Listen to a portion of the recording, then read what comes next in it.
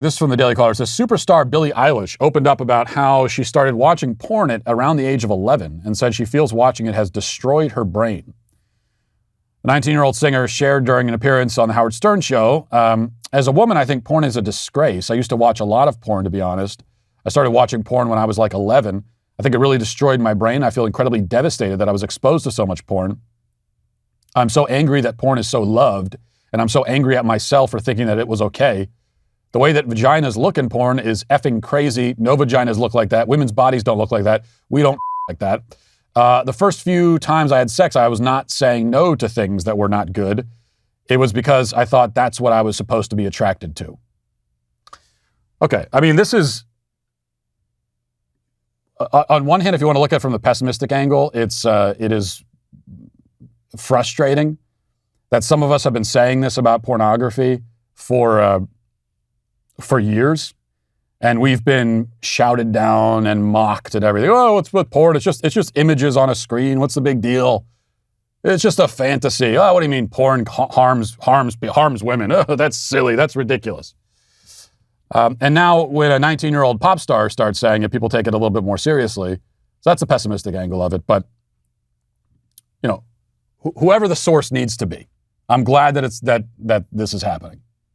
And she's not the first one. This in fact is what we need. We need people. Yeah, I mean, someone like me, I can sit here all day and talk about that and say what a harm it is.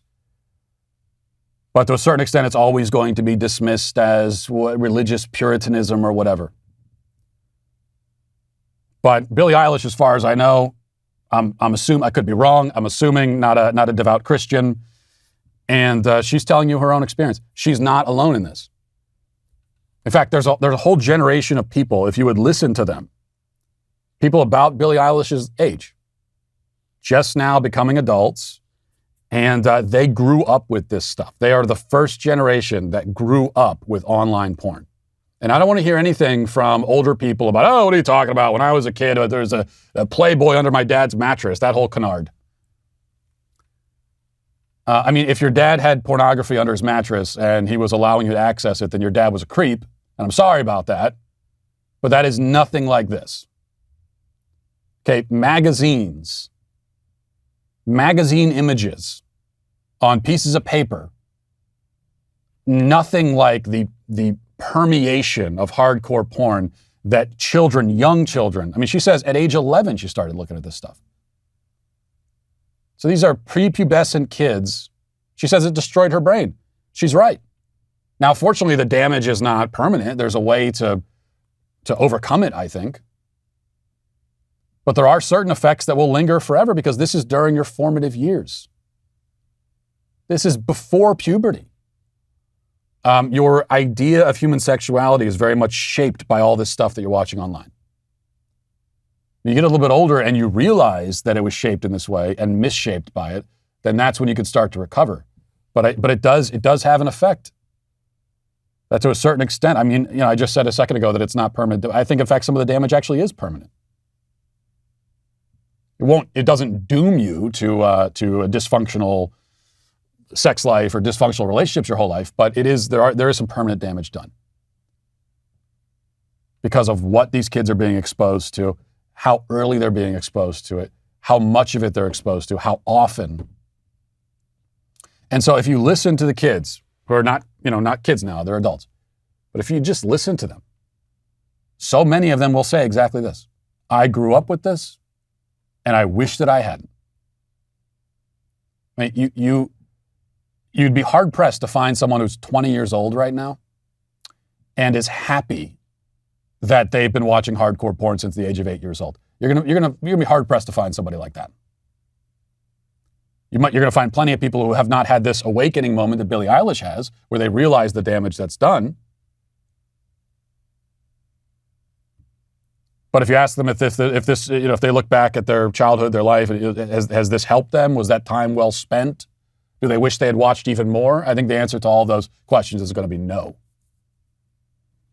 So this is very, very different from the magazine under the mattress deal.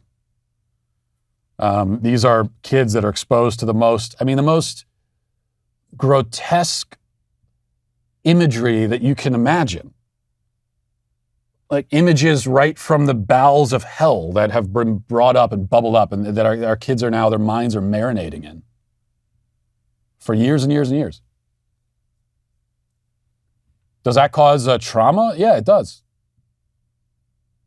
And if you don't believe that, then think about, I mean, if you heard about a case of sexual abuse where a 10-year-old kid, a 9-year-old kid was allowed to be in the room while something like what you would see in porn was happening right in front of them.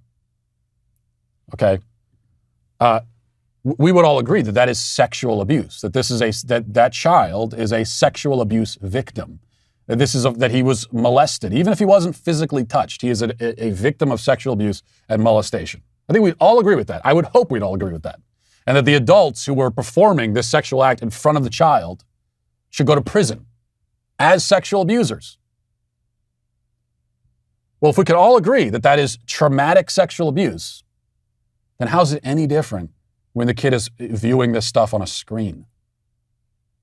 Does that magically make it all okay? Does that screen act as some sort of psychological or emotional barrier where the damage that would be done if they were in the same room isn't done anymore? It doesn't make any sense.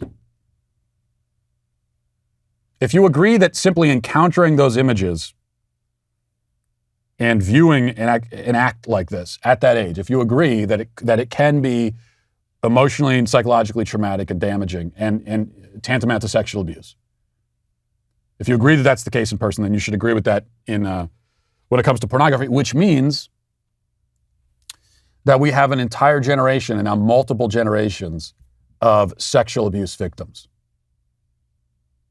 Like all of these kids are sexual abuse victims because of what they've been exposed to. That's also why I think you can make a very strong argument for banning this stuff, because it is sexual abuse.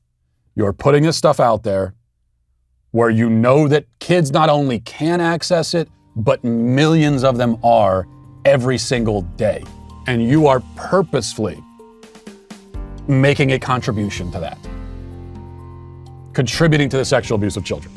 I think you could ban it for that reason alone. Listen, hit that subscribe button right now. Do it right now. I thank you for your compliance. It is somewhat appreciated.